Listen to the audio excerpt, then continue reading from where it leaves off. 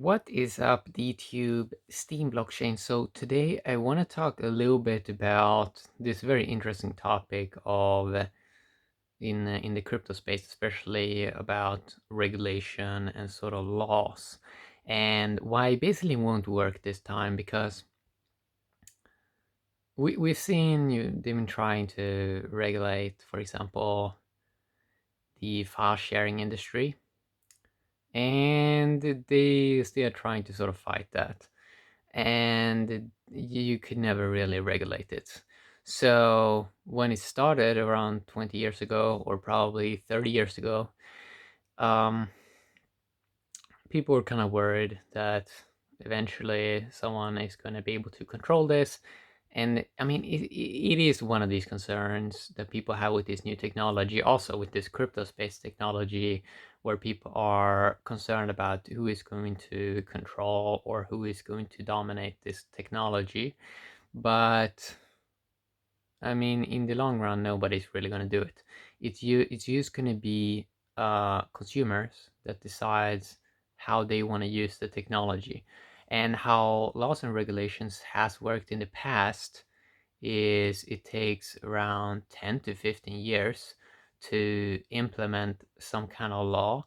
But if we look at it from sort of this time period that humans are in right now, and this exponential technology curve, it means that even the next year you have some new amazing technology that's going to come out to circumvent any law or any regulation. And that process is just going to speed up. So maybe in the past it took a couple of years for people to sort of find a loophole. Now it's going to take 3 days, and there's going to be some new loophole that is out and that works. And it's just as with all these other industries that people have been trying to control, um, like trying to control like what people take in, and all of this, like what they're eating, or use some form of restrictions or on something on humans. Like we've seen that it doesn't work. Like it doesn't work, and it will especially not work this time around when people have like super powerful devices that can like download new updates, can download new software super fast, and basically the software is going to become more intelligent. It's going to be able to update itself. So when you get that connected to the artificial intelligence, and when everyone has sort of access to artificial intelligence, it will be able uh, to update itself, and that's just where it's going. So the idea that anyone would be able to regulate this is kind of like a joke, because I mean, if you're really going to be realistic, like who would, because like there's not like just as people know in this industry, like there's no like with this technology there's like no like central place. And if you want to close something down, then well, you have to like you have so many countries involved, you have so many places involved, and this technology is getting smaller, it's getting more intelligent, it's getting it's getting so intelligent. And the thing is that people are going to see the benefits. Like when people see the benefits that, well, this technology is sort of great, then they're gonna get the benefits. So when people see the benefits of something, and when they use common sense, they are gonna be like, wait a sec, this is great. I mean, this kind of works. Like that people that use this crypto technology right now, they see how early it is, right? We see how super early it is, but it's like super obvious for us how much better this is, how much faster it is, how much more efficient it is, how better it is for the user because you have more freedom, and how great it is because mainly because it's inclusive technology. Inclusive in the way where if I'm producing something, I can get a reward from someone without they have to ask for permission to give me a reward for something. For example, with upvotes on, let's say, a blockchain platform, they can give you a reward without needing my information. You just have to click a button and that's it. Now, that is a big deal because it makes so information can just flow more freely.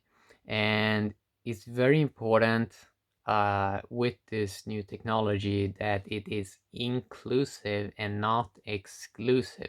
So we can look at these older technologies that are more regulated and so on, and we can see that they're extremely exclusive. Not everyone can join the networks. It's very close-minded. It's they are just like their business models. And now I mean especially these bigger, like let's take banks for example. I mean their business model is not to connect all, it's just to connect more. But that is still like a model that is based on exclusivity. So if they wanted to connect the whole world, they would need better technology, the ones that is getting developed in the crypto space. And yeah, I mean, they would just have to remove this sort of mindset of exclusivity, because exclusivity is just more. It's not all, and it can never really work that great in terms of like scale to the whole sort of planet. So a lot of these like old paradigms are sort of going to fade away, and it's going to replace by something that is way better. And it's nice that this finally is going to happen, because it is going to speed up innovation. Like you're gonna see that, wait a sec, if you used to have human beings with great software and great technology that is inclusive, they're actually going to do amazing stuff with it. Of course, as I said in the past, will be some misuse as always, but I mean, in general, like 99.99% are just gonna be using it, inclusive technology, to make more awesome stuff. Because people want to do that. Um, so so that's basically how it's going to play out, which is kind of interesting. And I mean, because it's like, uh, if you want, let's say, like say in theory, if you want this sort of regulation, like you have to get so many people on board on your side. And this is something that like not even like countries can get on board on certain topics, or certain like political parties, let's say in a country, not even they can like get on the same sort of side to decide on anything, because they all sort of they sort of thinking in an exclusive mindset, which means that they're sort of missing out on the new opportunities that is basically coming with new technologies. Where if it's just inclusive, then you have all these massive opportunities. So even in theory, if you wanted to regulate this, if you wanted to set up massive laws for all of this stuff, it's like you're never gonna be able to get them to agree to anything. And that's just reality. Like if you really look at it, like they can't even agree on anything. So it's interesting.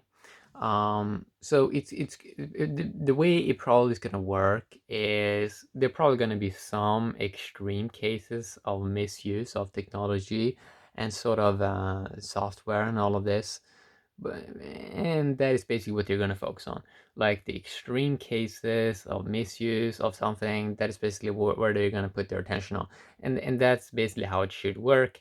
And that's already how it sort of is working with, I mean, you can read stories about a lot of crazy stuff happening in this space.